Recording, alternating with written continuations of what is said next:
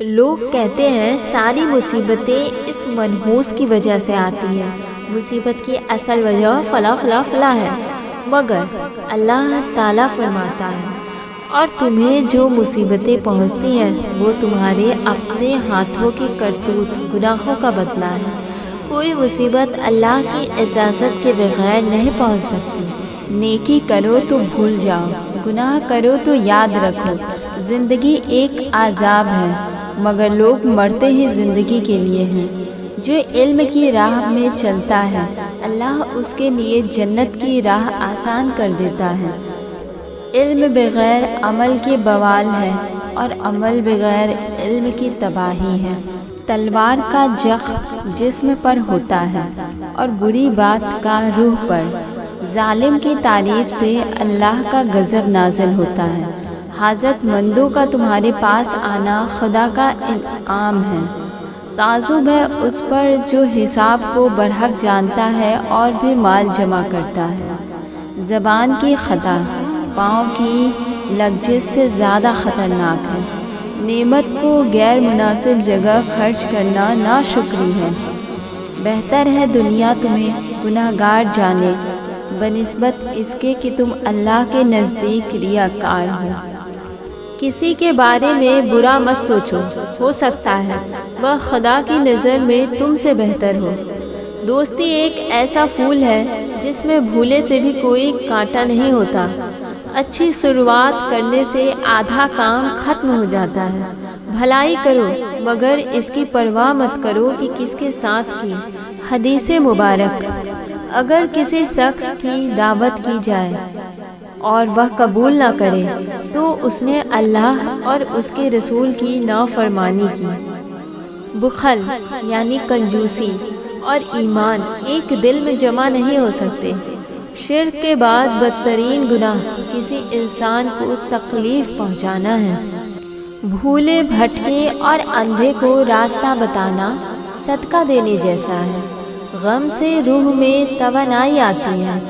رشوت ایمان کے ساتھ انسان کو بھی کھا جاتی ہے۔ صبر جنت کے خزانوں میں سے ایک خزانہ ہے۔ خوشی انسان کو اتنا کچھ نہیں سکھاتی جتنا غم سکھاتا ہے۔ اصل خوبصورتی ارادے کا خوبصورت ہونا ہے۔ دولت بہترین خادم لیکن بدترین دشمن ہے۔ کتنا اندھا ہے وہ شخص جو اپنی جیب سے دوسروں کا دل خریدتا ہے۔ عورت کا حسن اس کی سادگی میں ہے۔ عورت کی طاقت اس کی ہمت میں ہے۔ عورت کی حیا اس کی نظروں میں ہے۔ عورت کا غصہ اس کی زبان میں ہے۔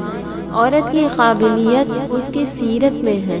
عورت کا ضمیر اس کی خاموشی میں ہے۔ علم تین چیزوں میں ہوتا ہے: بولتی ہوئی خطاب، جاری رہنے والی سنت۔ زیادہ ہنسنا موت سے غفلت کی نشانی ہے۔ دولت مت جمع کرو کیونکہ کفن میں کوئی زیب نہیں ہوتا۔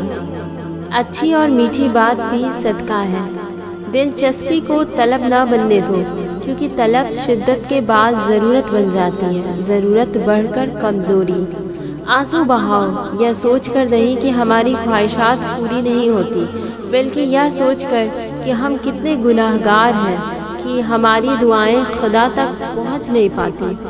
امید کا سہارا چھوڑ دینے سے امید کی ناؤ ڈوب جاتی ہے۔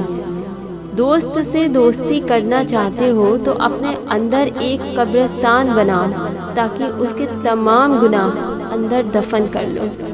خطا کار سامنے آئے تو سوچو اس کی خطا بڑی ہے یا تمہارا رحم۔ جس نے خدا کو پہچان لیا اس پر سب کچھ روشن ہو گیا۔ کسی کی مدد کر کے ظاہر نہ کرو، تمہاری مصیبت میں غیبی ہاتھ خود بخود مدد کرنے کو پہنچ جائیں گے۔ کسی کی بات پر اعتماد نہ کرو جب تک اسے غصے کی حالت میں نہ دیکھ لو۔ کسی کی دیانت داری پر اعتماد نہ کرو جب تک اسے آزما نہ لو۔ اگر تم یہ چاہو کہ زمین و آسمان اور اس کے رہنے والوں کو جان کر اللہ کو جانو تو راستہ بہت لمبا ہو جائے گا، جس کا طے کرنا تم پر دشوار ہو جائے گا۔ اس لیے نور یقین کو رہبر بناؤ تاکہ راستہ چھوٹا ہو جائے۔ عمل ایک شیر ہے، جب اس کی گردن پر پاؤں رکھ دو گے تو وہ لومڑی کی طرح ہو جائے گا۔ لوہے کا ایک کلہاڑا لکڑی کے جنگل میں ایک چھلکا نہیں اتار سکتا جب تک کہ اس کے ساتھ لکڑی کا ایک دستہ نہ ہو۔ آدمی کے 3 دوست ہیں، ایک تو روح کو قبض ہونے تک ساتھ دیتا ہے، دوسرا قبر تک اور تیسرا قیامت تک۔ روح کے قبض ہونے تک کا ساتھی تو مال ہے، قبر کے تک کا ساتھی اس کے گھر والے اور قیامت تک کے ساتھی اس کے اعمال ہیں۔ جو باتیں تم لوگوں کے سامنے نہیں کر سکتے ان کے پیچھے بھی مت کرو۔ اللہ کو زبان کی سختی پسند نہیں، اسی لیے اس نے زبان میں ہڈی نہیں بنائی۔ نکتہ چینی کرنے والوں